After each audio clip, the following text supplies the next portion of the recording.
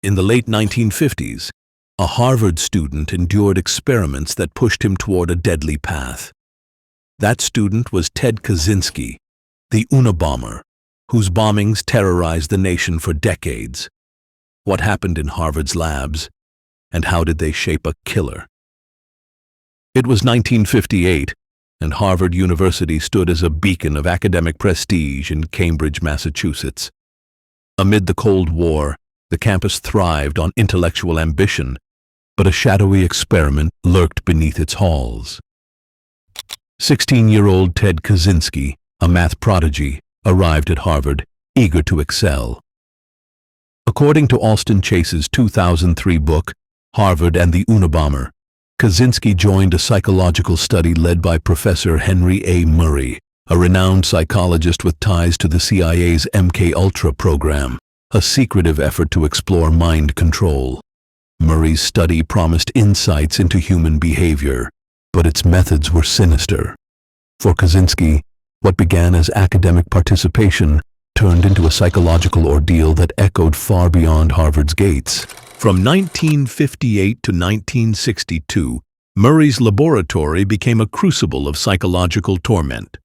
Kaczynski and 21 other undergraduates faced what Murray called stressful dyadic encounters. As detailed in Chase's Harvard and the Unabomber, participants wrote essays about their deepest beliefs, only to have them viciously attacked in filmed interrogations. Researchers, trained to provoke, hurled insults, mocked personal values, and belittled Kaczynski's shy demeanor, often under glaring lights. Electrodes monitored heart rates, intensifying the sense of scrutiny.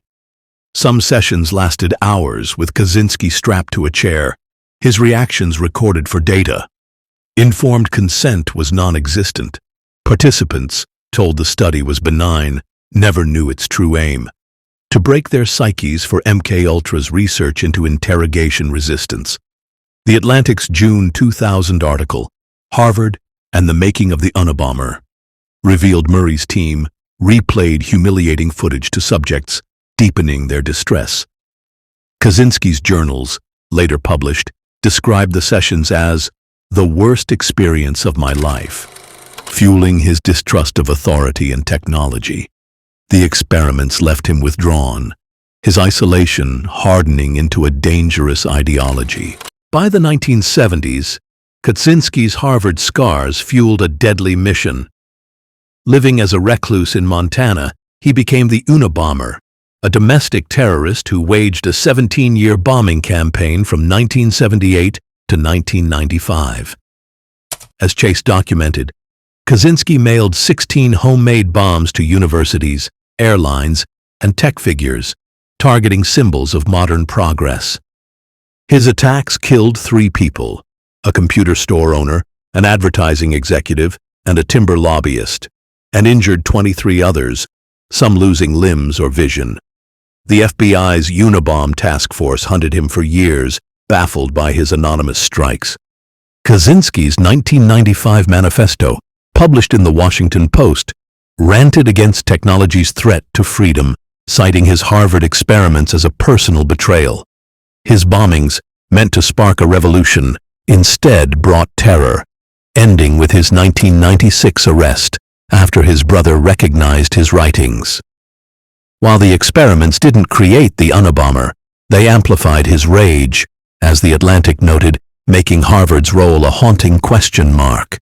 Harvard's complicity stayed buried until Kaczynski's arrest. Murray, celebrated for his theories, faced no repercussions, and Harvard dodged accountability when MKUltra files surfaced in the 1970s. Public outrage grew after The Atlantic's 2000 exposé, which condemned Murray's rogue professor methods. Other participants reported lifelong trauma, yet Harvard issued no apology, fueling distrust in academic elites. The scandal spurred reform. The 1979 Belmont Report, inspired by MKUltra abuses, mandated informed consent and ethical oversight for research, reshaping global standards. Still, Harvard's silence left scars, a reminder of unchecked academic power. Chase's book, linked below, offers a deeper dive. Check it out. What did this scandal reveal about ethical boundaries? How could Harvard have protected its students? Share your thoughts below. If this plunge into Harvard's Unabomber scandal gripped you, like, subscribe, and hit the bell for more scholarly scandals. Check out our Lehigh University murder-suicide video, linked below, for another campus tragedy. Thanks for watching, and we'll see you in the next story.